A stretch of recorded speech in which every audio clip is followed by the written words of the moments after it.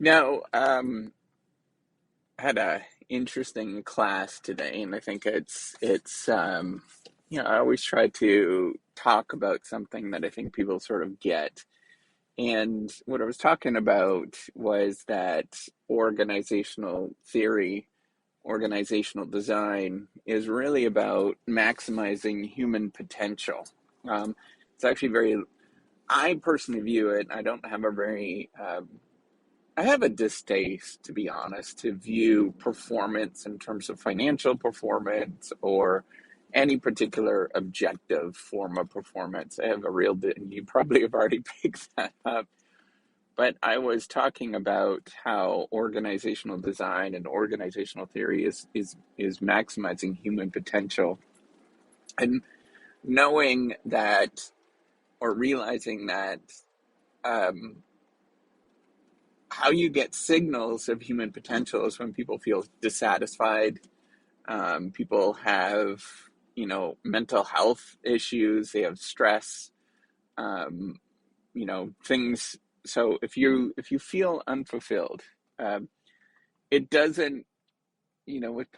With organizations or individuals that are in organizations, it doesn't manifest itself as like warning. It's not this big sort of sign that says people are unhappy or you need to make a change. It doesn't work that way. The way it actually works is that you have subtle things where people are stressed, so they might have, maybe they start telling you how they're having problems at home. Maybe they start telling you that they're having difficulty eating or sleeping. Maybe they start telling you that they're working far too much. Maybe you start having drama within your organization. Maybe people go silent a lot. That's a really big response for a ton of people. If they're upset, they go silent, and they just simply go into compliance mode. Um, any of those moments where you could feel that there's something not right that's going on, usually is a red flag that there needs to be, various different changes within an organization, whether it's a change of managers or change of organizational structure. That those are really important things that we need to discuss and be open about. And I personally think that our literature on organizational theory, organizational design is getting better. Organizational theory, in particularly, is getting better. Organizational design is still pretty, that literature is pretty still cut and dry and performance focused. Unfortunately, I think a lot of the sort of careers literature and those HR sort of literature is very career focused and only focused on performance. Um, and we're, we need to have a more of an open conversation where we need to openly talk about mental disorders within organizations in various different ways. How people are dealing with social anxiety within organization, or anxiety or stress, depression, all of those things, work, family life issues, and start moving away from viewing organizations as sort of maximizing financial performance or salaries or whatever you're thinking about. That's a part of it.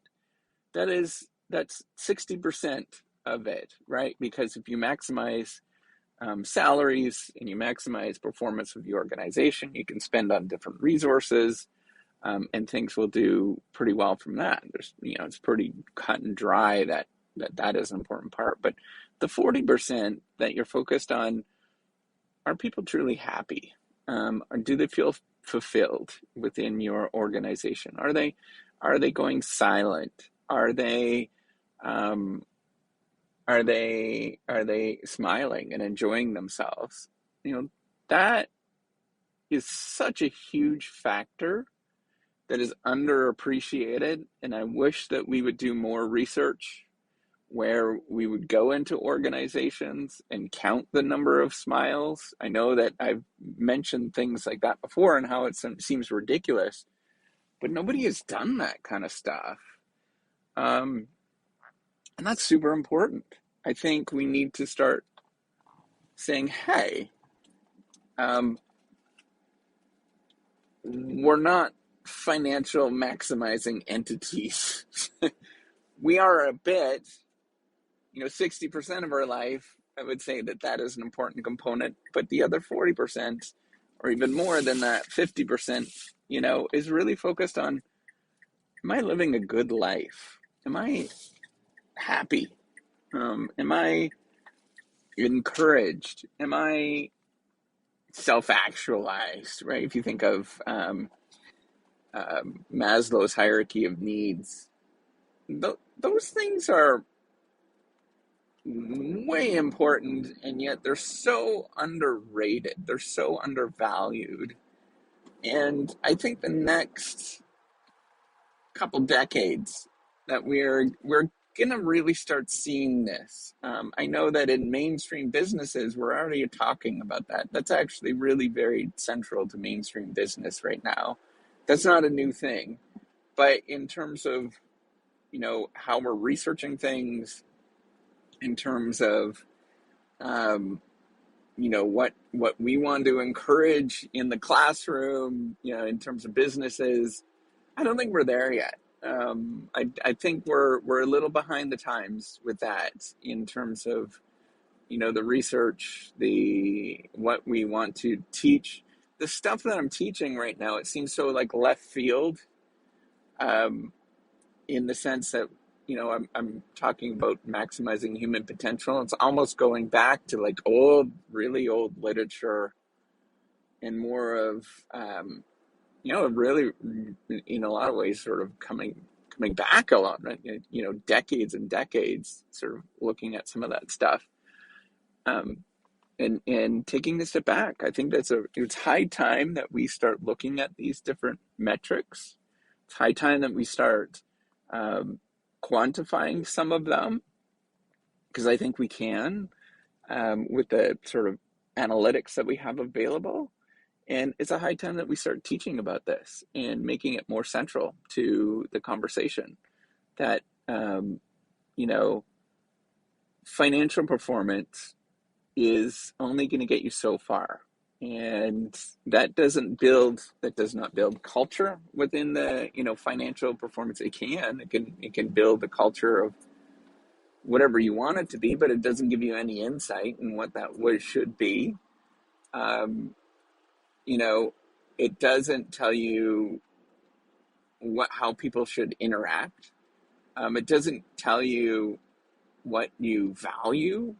All these kind of things are so important, and yet they're so downplayed in the management literature, strategy literature in particular. In calling it out at this moment.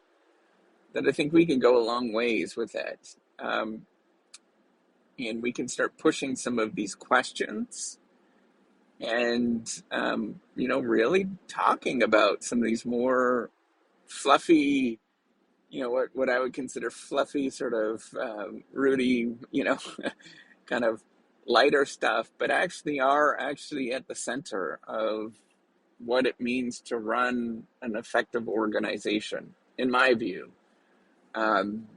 Is when you can bring in an effective organization, in my view, allows people to be completely fulfilled, and that they feel that every individual feels that they're maximized, their potential is maximized. Now, that comes in many different ways, and that's very difficult to put your finger on. And I know people are really like flighty, and people have different ideas of that, but that should take into account of that, right? Like at the end of the day, people should feel like they're fulfilling what they really, really want to do. And if the organization that you're part of is not allowing you to do that, A, that's a sign that, hey, maybe you should sort of move on. Or B, the organization's not doing its job. And people should really feel that they are empowered, that they are being 100% self-actualized. And if we're not there yet, like this is a fundamental problem. If we're not there, it means organizations, and the science behind that, the foundational science behind that, is not doing a good job. We're not getting people to that moment where we can achieve things that are, inhumanly impossible without that organization. Um, you really need that. And I think that's super important.